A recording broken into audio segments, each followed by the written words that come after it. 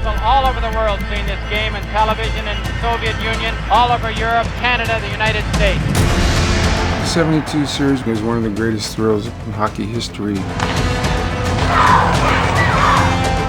It was the first time that we had the best players of Canada playing against the Russians. Anderson made a wild stab for spell. Here's another shot, right by the door!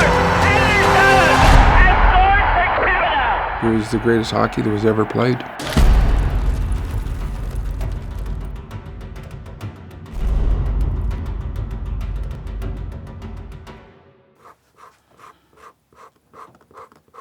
How long does it take to do a political cartoon? Well, when does the editor need it? I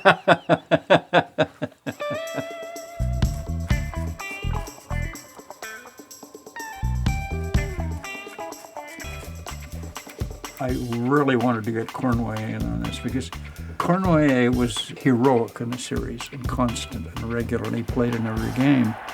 He was the third starter, there's no question about it. Park over the right side. Cornway coming right in. He's just scored!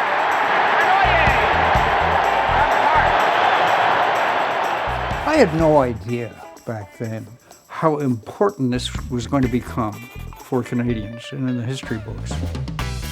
And I'm just doing these drawings, having a lot of fun with them.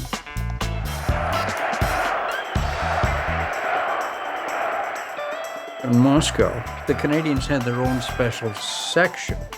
The color differences between all this red and white, and then polite Russian people in brown, gray hats and coats. That was a sketch I was very happy to do. I had been only in the business for 5 years, I guess. Suddenly, out of the blue, this call about a big international story, and would I like to illustrate it? I thought, wow, you don't even have to pay me. Well, no, they had to pay me. The three people who were hiring me to go over there said, wait a minute, this guy is a political cartoonist and a bit of a radical besides. How are we going to get him in?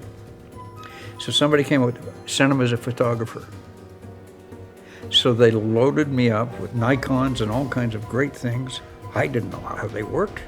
Here I am with sports photographers, best in the world down at ice level.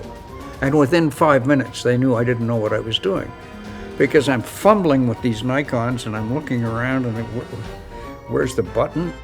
Thankfully, a good friend of mine said to me, Terry, just use tungsten film, do this, set it automatically, and you'll get some passable photographs. Because I was more interested in looking around and being a bit of a mischief maker.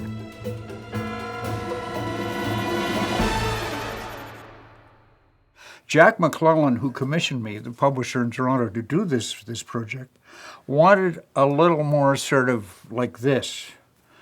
So I gave it to him.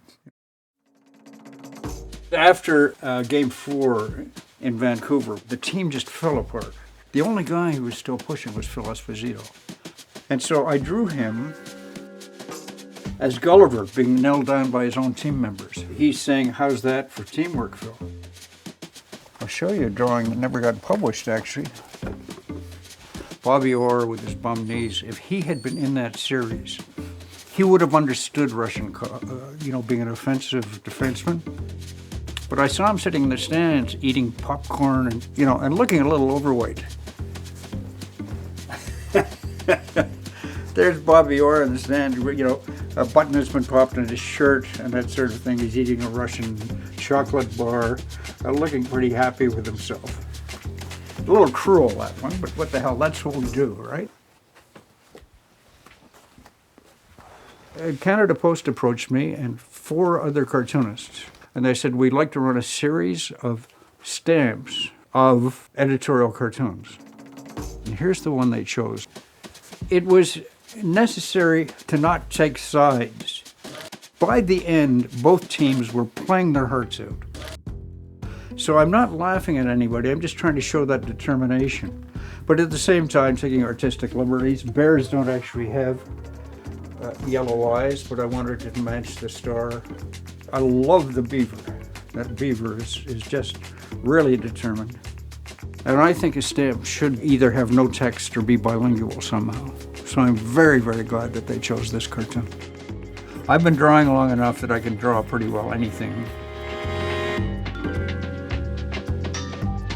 But it's the idea, it's coming up with the idea.